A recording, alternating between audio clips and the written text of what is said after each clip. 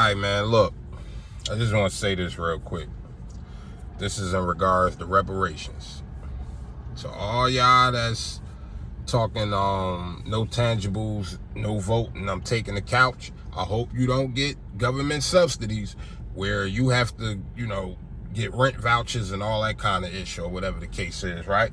Because for one, everybody out here talking about reparations, and I'm for reparations. My family, I had a relative that actually killed his slave master and rebelled. You know what I mean? When they caught him, they hung him. This was in the 1700s. You know what I mean? And I also have, my family history probably go back to the 1600s in this country, 1700s. You feel what I'm saying? So, the thing is, of course, I'm eligible for reparations, and I agree with it for what the government, was allowing in this country during slavery or whatever the case is. But at the same time, it's like, I understand the hurdle that's in front of us in order to get reparations, right? Of course, you got people opposed to it or whatever the case is, or where the funding going to come from it. One of the ways is going to have to be taxpayers. The United States doesn't make any money. Every year they're in the red. They spend more than they bring in taxes every single year. You understand? So there's no other way to pay for reparations as opposed to either raising taxes and paying it through taxpayers. Unless they create some type of concessions or something that they take or that the government get money from that we utilize and we pay for. You know what I'm saying? As opposed to just taxing the taxpayer. The money would have to come from something like, let's say, for example, this was like a government property or whatever the case is, and it was an attraction or something here, right? Now, what we would do is, if we wanted to come here, we pay. Money like that would go toward reparations. That's the only other way that's going to get paid for aside from taxpayers paying the bill. You understand what I'm saying? So, back to what I was saying, though, in terms of these people talk about no tangibles, no vote. I don't think y'all understand. It's 50 plus million illegals in this country. All you black motherfuckers sitting on the couch, and I try not to curse or talk about y'all gonna take the couch. Y'all not multimillionaires. Y'all not Tariq Nasheed or any other multimillionaire talking about, no tangibles, no vote. They can do that. Because guess what? If 100 million illegals flood this country, they still multimillionaires. They'll live through it. You won't. That couch you talking about sitting on that the government is paying for your apartment to be in, that motherfucker gonna be on the curb. And the garbage truck will be coming to pick it up. So keep talking about you're gonna sit on the couch and you collect the government subsidies, welfare, anything. You understand what I'm saying? Y'all gotta get y'all motherfucking minds right. And the reason I say that is because we don't have nobody that's in Congress that's supporting reparations. So you're not gonna get that. You're trying to go against Trump or whatever the case is in regards to saying, oh, well, no tangibles, you're not getting my vote, Trump. Trump is telling you he's going to deport all the fucking people in your way.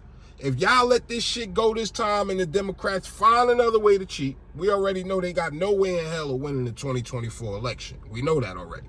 But they cheated last time in the 2020 election. And the thing is, Trump is basically a catalyst for us to be able to even get to a table to talk about reparations. Ain't no congressmen or senators in Congress right now that's willing to back us as far as reparations. The Democrats damn sure ain't doing nothing. They're committed to illegals. I don't think y'all understand that. Fuck the black people, black Americans, and reparations. They ain't even trying to give increases on nothing. They actually taking people's shit away, giving it to illegals, whether y'all know it or not. But like I said, you gotta crawl before you walk. You just can't come out the womb running or walking. You crawl first. So our crawl step would be getting, some people nominated to go into Congress or getting some people elected to go into Congress that's for reparations that we trust. That's where it starts. Until you start getting legislation and bills wrote up on this shit, nothing's going to happen in regards to reparations for black Americans. I don't think y'all understand that. And I hate to sound so harsh about it, but that's the harsh reality. And I'm tired of hearing people say, or people writing comments when I be looking at videos, no tangibles, no vote. You're not going to force the Republicans to do anything. They all wealthy anyway. They don't give a fuck. You know what I mean? This shit that's going on in the country, I'm sure they'd rather it not be in the country happening anyway, because, you know, it could be one of their family members that's hurt or raped by one of these illegals or something. You know what I'm saying? So to avoid that, they're pushing to get shit corrected in terms of the only people that's supposed to be here is going to be here. But you people that's standing in the way, or not even standing in the way, but saying you're not going to vote is just a cowardly act. I heard a few other people say that, and that's just the actual fact. You know what I'm saying? So all that no tangibles, no vote balls, you know, we can't do that. Not this time around. Our back against the wall. We have no leverage at all. Last numbers I heard as far as illegals being here is like 56 million. And the Democrats intend to use them. So I don't know if y'all thinking about what's the worst that can happen, you know, because it's a reality at this point, or if y'all just willing to be on the curb when the Democrats take over and turn us into a communist country. You know? If you don't know what a communist country is, look at China. Them people ain't even got free speech out there. They say something, the government will kill their ass or put them in jail. Or like North Korea. Think of that. So y'all living in a so-called free country, which not actually free. You know what I'm saying? They control everything you do. You know what I mean? Or whatever the case is. But like I said, man, y'all better get y'all minds right. I don't even care no more. Like, I'm not trying to talk to nobody else and steer them in the right direction of what we should do.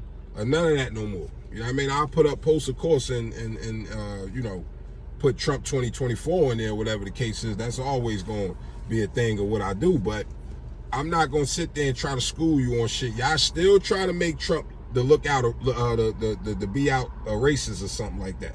Or to look to be a racist. Y'all still looking at this shit. Racists don't help people. They don't try to make your situation better, especially black Americans if you talk about white people that's being racist. They don't try to help your situation get better. In my city, Newark, New Jersey, motherfuckers that was coming from homeless shelters was getting $40,000 jobs starting in construction with housing. Able to buy cars. And, you know, that was just an apprentice program. That was the lowest level job in housing, that which we was doing through the union. 40,000 was the lowest.